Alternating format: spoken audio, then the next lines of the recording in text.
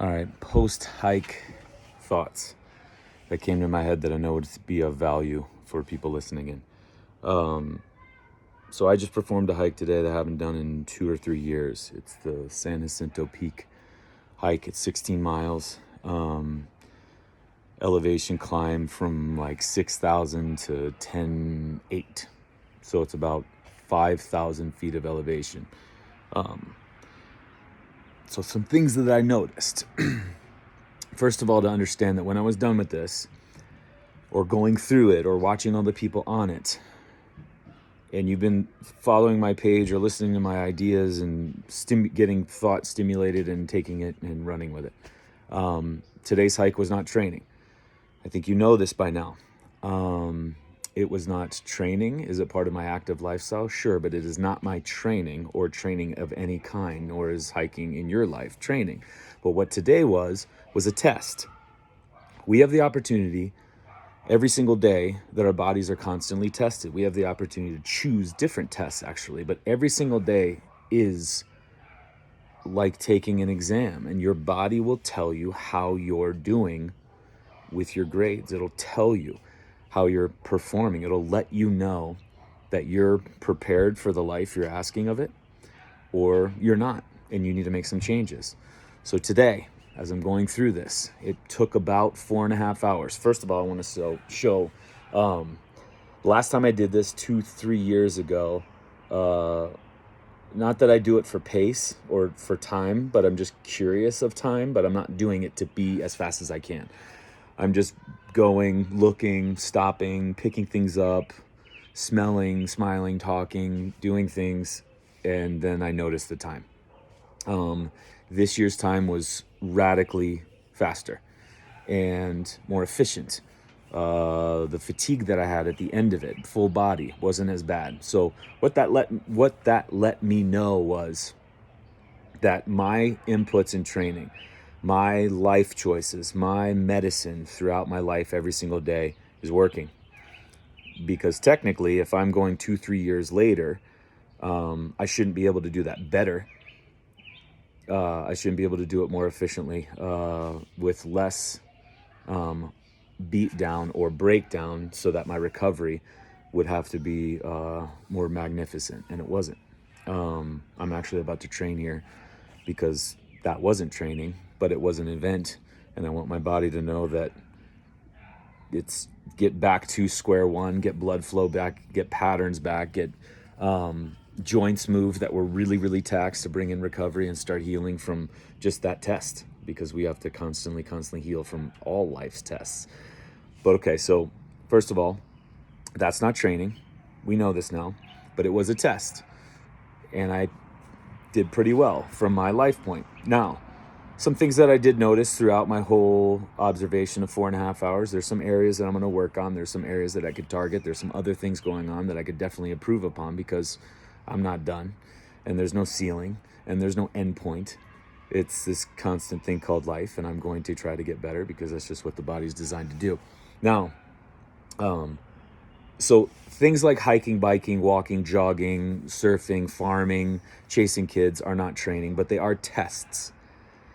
So something I want to point out, when you are performing in life and being tested, your body will let you know how you're doing.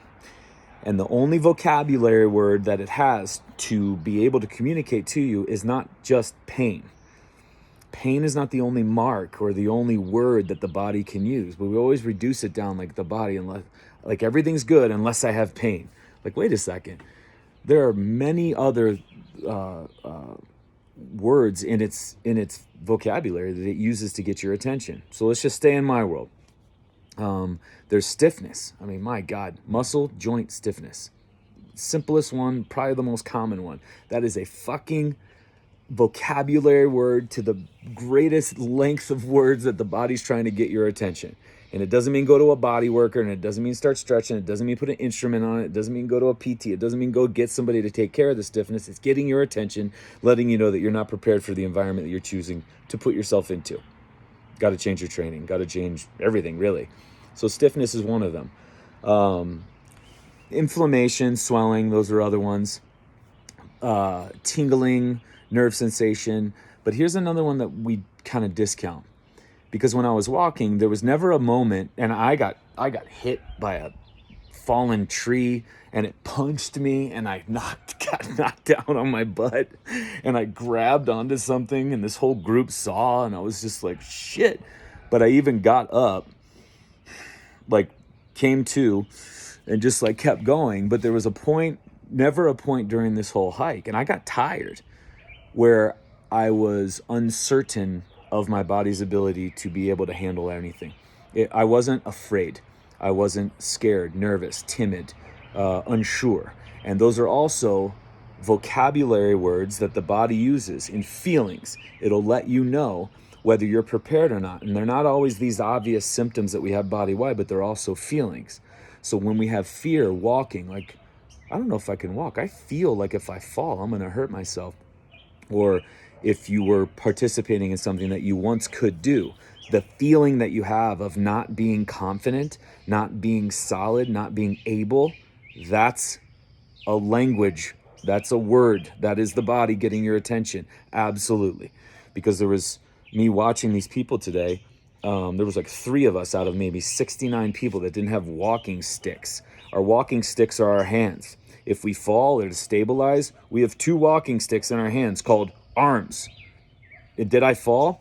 A number of times. Tripped up, boom, put my hands out, got freaking blindsided by a tree, some other things. But again, at no point during this was there fear.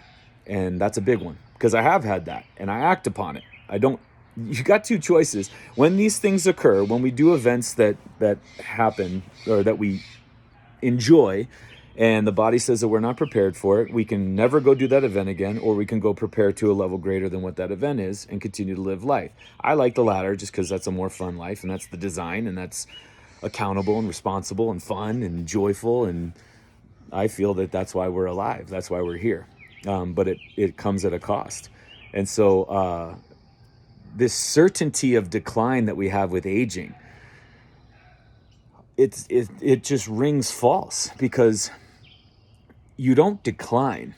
You decline if you aren't accountable. You decline if you're not responsible. You decline if you don't tend to the needs that the body desires and it wants. And it's letting you know, with all this language, all these words, all these feelings, all these sensations, it's letting you know in the most perfect way that you either are, aren't, need to change to prepare for your environment. And if you do so, it's a guarantee, whether you believe it or not. This is like all the natural laws all put in together. Whether you believe it or not, it works this way. It's truth. It doesn't even have to be believed in. It's just fucking truth. It's just there. So that's the deal. That's like this certainty with decline. Because I was overhearing, there was a lot of aged people on the trails, and I was just overhearing conversations, and I can't do this like I used to. I can't. Sad thing is, 100% of the people on that trail consider that hiking as training. And so here's the thing. Here's another reason why that's not training. What do we do if we considered that training? We keep doing it, and we keep doing it. And then all of a sudden, because we're not preparing for that event, we get warning from the body with fear, anxiety, slips, falls, damage, pain, swelling, inflammation, all the stuff. And then people are like, can't do this trail anymore. Can't train like this anymore. And then they decline back. And then they go pick something a little more remedial, simpler, easier, probably in a pool or on a fucking bike of some kind with a machine. And then they go to get help from some body worker or something like that who perpetuates even more of, you are getting to that age, that whole certainty of decline. That's the problem I have with people considering that hiking as training, is because if they think it's training and they stay in it, and then the body doesn't thrive in it, all of a sudden it's because they were aging or they're just not able to do it anymore. And that's not true, because that's not how the body's designed. So if we prepare to a level greater than whatever that hike is, the hike is the test. The walking is the test. The biking is the test. The chasing the kids is the test. The having the child is the test. Infertility, how you doing in tests? Not too well. Body doesn't want to perpetuate existence through your lineage. That's a problem. So again, we have this perfect thing inside of us that the body uses, this perfect language. But that was one big thing. I just wanted to re-emphasize that why today's hike isn't training, why I'm going to train right now to facilitate a healing response, because that was an event, that was a test, and I got broken down. I got jarred, I got stimulated, it was fucking fun. It was joyful. It's the things I do in life that like light me up. It's these active lifestyles, me participating in this life at the highest level, using this physical body. My spirit gets to go enjoy these things. Bathing in a forest, my God. So I'm going to make damn sure that I get back to what allowed me to experience today at the level greater than what it was 2 or 3 years ago. So there is no certainty of decline unless you choose it. And that's a fact. That's laws. That's natural laws. And so here's another thing. So I did 16 miles, 4.5 hours, maybe 32,000, 35,000 strides, something like that. So I got to train to a level greater than what that demand is, at least 3-4 times greater than that. Now you see why it's all set up the way I do it. If you've worked with me, you know exactly what's going on. And again, that's my test. What's your test? But you have to exceed your test in your preparation and your training. It has to. Otherwise, the body's going to freak out when we go in there. And it's not always pain, inflammation, and swelling. Sometimes it's fear, depression, disappointment, those feelings. And the other thing, let's just say today I got damaged. Body let me know, hey, you can't do this, with pain somewhere. So I'm going to go back to my training, which is where healing sits, the movements, and I'm going to prepare my body greater than that, and then I'm going to come back to that as a test. But the problem is you can't keep taking the tests while you're trying to study. Because we have this uncanny ability that we don't want to take anything out of our lives while we're trying to break ourselves down and build ourselves back up again, to put ourselves in a better position to be able to handle what life is doing. So if all of a sudden I had a feedback response today that I wasn't ready for this hike, and then I came back and I was like, okay, I'm acknowledging, I've got some training moves, I've got some things I'm going to do to elevate my level of stimulus into my body so my body goes to a prepared, evolved level greater than what the environment is. But I go back to the environment tomorrow after having trashed it tonight and trashed it tomorrow. We have nothing. That's the problem with this whole deal. If you train and rehab appropriately, you're spending most of your energy in the recovery of that you're more susceptible to injury after a session or after a training input that's ideal. Why? Because you're fatigued. You don't have the protection that you once had going into it. And so that's the thing. You're going to have to not do the hikes for a little while. You're going to have to not do the walks for a little while. You're going to have to not ride the horses for a little while, maybe a month, maybe 3 months, while you input this stuff to build the body, let it heal, and then you go back into that environment with the equipment and the skills and the tools necessary to be able to take that test and thrive in that test. But to do both at both ends, it can't happen. It's too much. And that's when we get very frustrated, people being like, I put in your stuff, TJ, and it's not working. Did you cut out all your other things while you let your body get broken down and build back up again and heal? No, I just thought that these things would like all of a sudden fix me. It's not the what. It's not just another selection of what's.